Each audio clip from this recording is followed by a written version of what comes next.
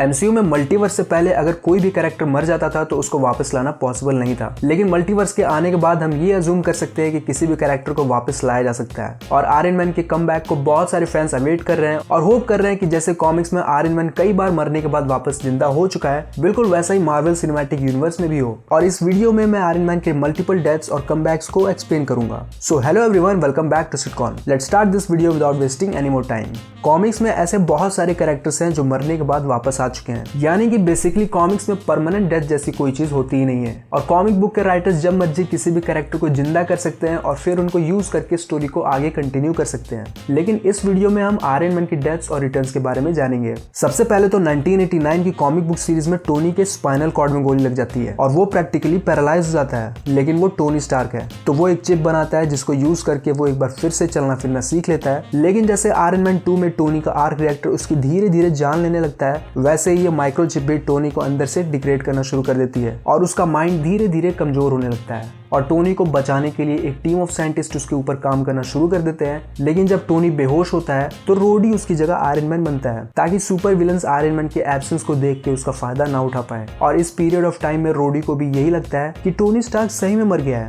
लेकिन टोनी एक बार फिर से नॉर्मल होकर दोबारा से आयरन मैन बनता है। फिर दूसरी बार ऐसा आर्मर वॉर की कॉमिक्स में हुआ था जो 1987 में पब्लिश हुई थी। इसमें ऐसा हुआ था कि आयरन मैन के टेक को बहुत सारे लोग चुरा के यूज करने लगते हैं, जैसे शील्ड और डॉक्टर डूम।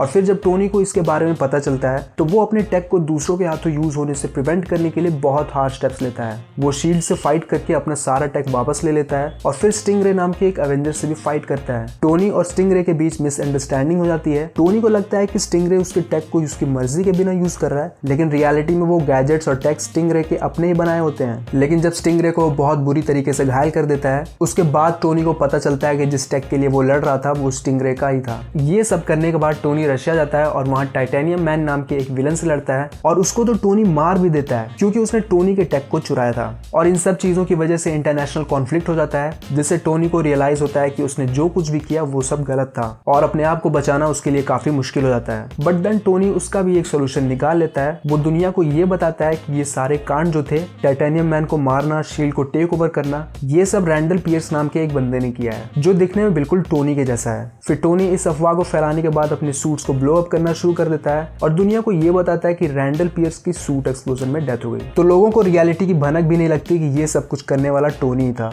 बट टोनी की यहाँ पर डेथ नहीं हुई, एक्चुअली में उसने अपने जैसे दिखने वाले इंसान को मारा है। तीसरी बार आयरन मैन की डेथ द क्रॉसिंग में हुई थी और ये इवेंट बहुत ज्यादा डार्क था जिसमें आयरन मैन इवल होता है और ये आयरन मैन मेन टाइमलाइन यानी कि अर्थ 616 का ही होता है। टोनी इस क्रॉसिंग नाम के इवेंट में विलन होता है क्योंकि इमॉर्टस नाम का एक टाइम ट्रेवलिंग विलन टोनी का माइंड कंट्रोल कर रहा होता है और टोनी के पावर्स का यूज करके इमॉर्टस उससे बहुत से लोगों को मार देता है, जिसकी वजह से सारे एवेंजर्स मिलकर टोनी से फाइट करते हैं और फाइनली टोनी को रोक देते हैं। बट एंड में टोनी मर जाता है। लेकिन आयरन मैन की कॉमिक्स उस समय उतनी ज्यादा फेमस नहीं हुआ करती थी, तो राइटर्स ने टोनी को आउट ऑफ नोवेयर जिंदा कर दिया और पिछली स्टोरी को ना फॉलो करके एक डिफरेंट स्टोरी बना दी, जिसमें एवेंजर्स इवल आयरन मैन से लड़ने के बजाय टाइम में पीछे जाते हैं और टीनेजर टोनी स्टार्क को प्रेजेंट में लाते हैं क्योंकि इमॉर्टस ने टीनेजर टोनी स्टार्क का ब्रेन वॉश नहीं किया है। जिसके बाद टीनेजर टोनी और एडल्ट टोनी के बीच लड़ाई शुरू हो जाती है और टीनेजर टोनी उसमें बहुत बुरी तरह घायल हो जाता है। उसका आर्क रिएक्टर बहुत बुरी तरह डैमेज हो जाता है और वो मरने ही वाला होता है। तब तक एडल्ट टोनी इमॉर्टस के माइंड कंट्रोल से बाहर आ जाता है और उसको रियलाइज होता है कि उसने जो कुछ भी किया वो बिल्कुल भी सही नहीं था और टोनी अपने पुराने सूट का आर्क रिएक्टर निकाल के टीनेजर टोनी को दे देता है ताकि उसकी जान बच पाए। ये सब होने के 10 महीने बाद एवेंजर्स एक बहुत ही ज्यादा पावरफुल विलन ऑनस्लॉट से फेस ऑफ करते हैं।